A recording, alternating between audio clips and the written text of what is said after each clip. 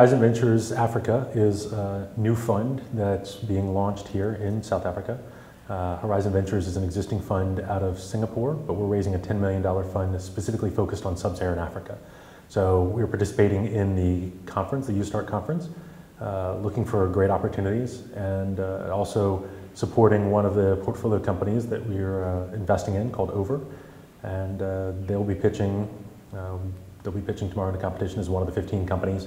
We'll be sitting in the audience, obviously rooting for one, but also looking for other great opportunities.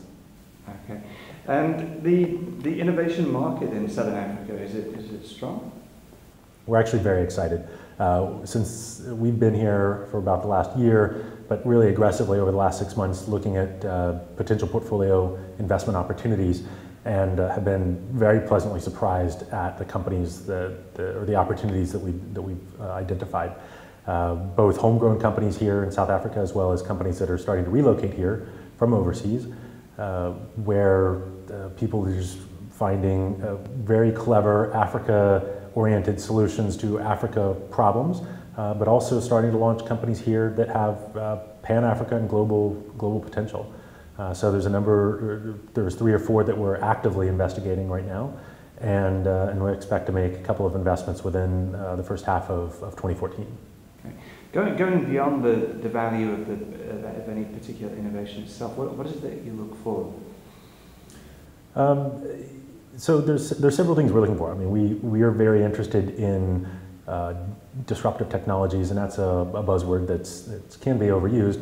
But in Africa, it's very particular in the sense that we're looking for technologies that are leapfrogging where the existing infrastructure may be a limitation, where there's opportunities that are solving problems that are not, or solving sectors that traditionally may not be particularly sexy.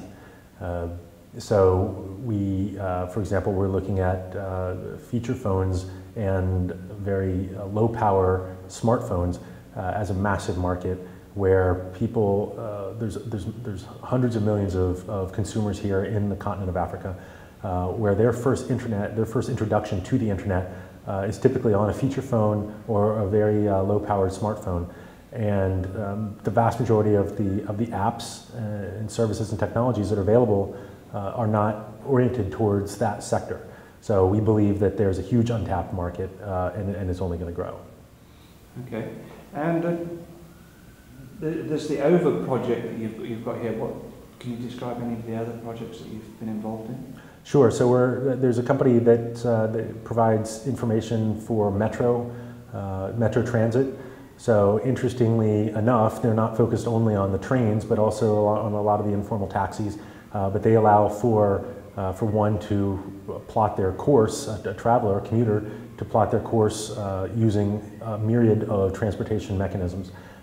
So we're particularly interested in that as a solution. We're also looking at a company that's making, they've got a fleet card solution for drivers, companies that have large fleets of drivers, allowing for payment solutions. There's mobile payments, of course, which is in everybody's inventory.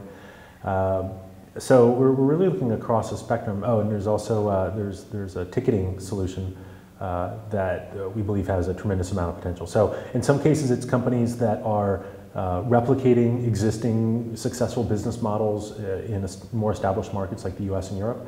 And in other cases, it's literally solving problems that just don't exist overseas or have a very small friction overseas. So it is local solutions for local challenges. We look at local solutions for local challenges, but our definition of local is the continent of Africa. So we're looking for Africa solutions for Africa problems. But in many cases, those solutions have global potential.